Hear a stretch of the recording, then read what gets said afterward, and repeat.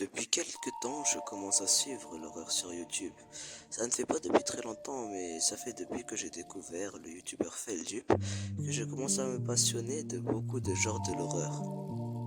L'horreur n'est pas seulement un genre, un type de contenu, mais c'est littéralement plus que ça. On peut transmettre beaucoup de choses à travers l'horreur.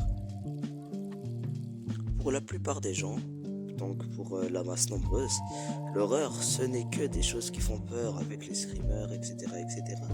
Mais non, il y a plusieurs genres d'horreur. Déjà, il y a l'horreur qui ne fait pas vraiment forcément très peur, mais qui nous met dans l'ambiance de l'histoire petit à petit. C'est ce qu'on appelle un ARG, qui ne te plonge pas directement dans l'action, mais qui prend du temps pour te faire plonger petit à petit dans l'horreur. Et c'est ça le type d'horreur que j'aime bien, l'horreur qui nous plonge dans l'atmosphère petit à petit et qui ne plonge pas directement au feu de l'action très brusquement.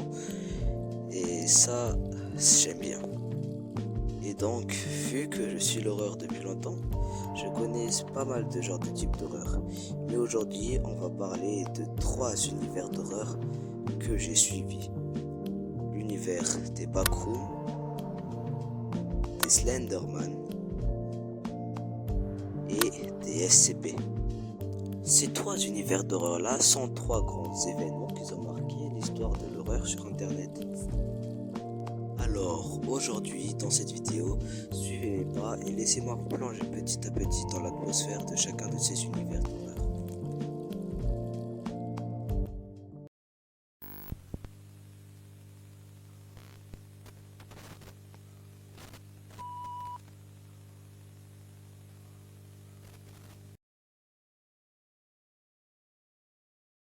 Donc cette partie sera peut-être la plus courte des 3, car le Slenderman est une creepypasta déjà, voilà. C'est une creepypasta qui était assez populaire il y a un peu longtemps. Juste que le problème c'est que il y a un peu longtemps là, je ne suivais pas encore trop l'horreur sur YouTube, sur internet, et en plus je pense que j'étais encore très jeune. Parce que bon, je ne fais pas partie des gens nés dans les années 1900, je suis né dans les années 2000. Et donc ça n'aide pas trop, mais avant, je ne suivais pas trop ça et actuellement, j'ai pas assez de temps de faire des recherches sur le Slenderman. Donc je vais essayer de faire une brève présentation du Slenderman d'après mes connaissances. Donc, le Slenderman est un homme lent et fin avec un corps blanc et une tenue, un costard avec une cravate noire. Il vit dans la forêt et il fait des choses dont je ne connais pas la nature aux personnes qui viennent visiter sa forêt. Alors voilà une brève présentation de son profil, hein. Et le Slenderman est assez connu et a été beaucoup médiatisé, je pense en partie grâce au célèbre ARG que tout le monde qui font partie de la communauté horreur et qui sont ancrés depuis pas mal longtemps, tout le monde connaît cet ARG. Je parle bien sûr de Marble Hornet.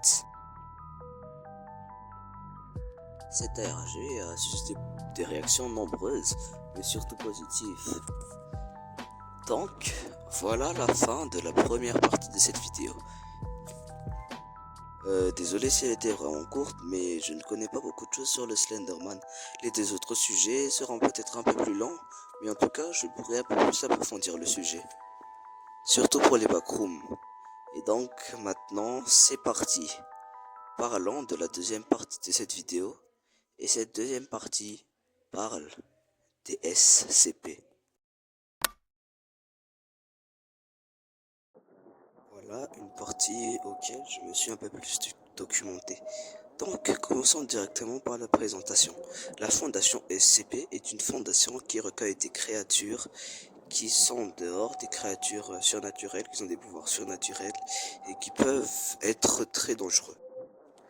Alors, la fondation SCP, bien sûr, c'est fictif, mais ça a donné beaucoup de créativité à nombreux créateurs. Pour le Slenderman, ce qui l'a rendu populaire, c'était Marble Hornets. Mais pour les SCP, ils ont réussi à faire un site où ils documentaient tout ce qu'il y avait sur les SCP Et surtout, il y avait plusieurs jeux très connus des SCP dont parlaient beaucoup de youtubeurs. Je trouve que cet univers d'horreur a fait beaucoup de potentiel, mais a été un peu gâché à cause de tous les youtubeurs qui faisaient des RP chelous avec. Mais pourtant, le SCP, on pouvait vraiment faire un vrai univers d'horreur qui aurait pu persister dans le temps. Mais je n'ai jamais vu Feldup en parler, sûrement parce qu'il n'a pas trop été respecté par les gens. Mais pour le peu qu'il le respectait, il y avait certains SCP qui étaient vraiment très populaires, comme par exemple le SCP-87. Et on est parti pour le dernier bout de la vidéo, la dernière partie qui concerne les backrooms.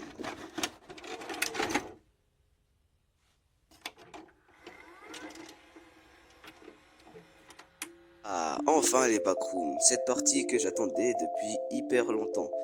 Cette partie est celle dont j'ai le plus de connaissances et dans celle où je vais pouvoir le plus vous parler avec assurance. Backrooms font sûrement partie d'un de mes univers préférés d'horreur, même peut-être que c'est le premier car l'esthétique des Liminal Space me touche beaucoup. Donc je vais vous faire une petite présentation des backrooms. Backroom est un endroit où vous atterrissez si vous no-clippez de la réalité. No-clip est un terme utilisé dans les jeux vidéo qui veut dire traverser les murs. Donc on va dire que si vous traversez le sol, vous tomberez dans une autre dimension et vous tomberez dans l'étage 0 des backrooms. Il s'ensuit ensuite une suite d'étages où vous pouvez accéder par n'importe quel étage. Par exemple, vous pouvez passer de l'étage 0 jusqu'à l'étage 100, je sais pas. Il y a une infinité d'ouvertures pour passer à d'autres étages. Donc, votre progression dans les backrooms n'est pas forcément linéaire. Elle peut passer par des chemins qui vous font sauter les étapes. Les backrooms ont surtout été popularisés d'abord grâce au site des backrooms et puis là les internautes ont commencé à abuser du délire des backrooms et puis après un deuxième coup d'élan qui a rendu les backrooms encore plus populaires et grâce à un youtubeur dont j'ai déjà parlé plein de fois qui se nomme Kane Pixels. Il a assez popularisé les backrooms grâce aux tenues jaunes mais surtout grâce au monstre, le gros monstre long là, et grâce à lui, les backrooms ont pu devenir populaires. Alors, les backrooms sont un univers complexe qui ne comprend pas forcément un parcours linéaire et qui pourra te faire perdre à tout moment. Donc, merci de m'avoir suivi jusqu'à maintenant. Voici 3 des univers d'horreur qui m'ont plutôt marqué. Petite mention honorable à Five Nights at Freddy's dont j'ai beaucoup joué pendant très longtemps. Mais je pense que je ne sais pas pourquoi mais j'ai pas voulu en parler dans cette vidéo.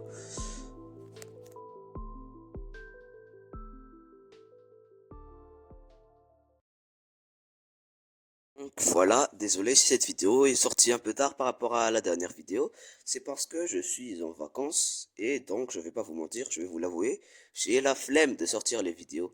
Mais ça ne veut pas dire que j'arrêterai les vidéos, mais je posterai les vidéos un peu moins fréquemment parce que je suis en vacances.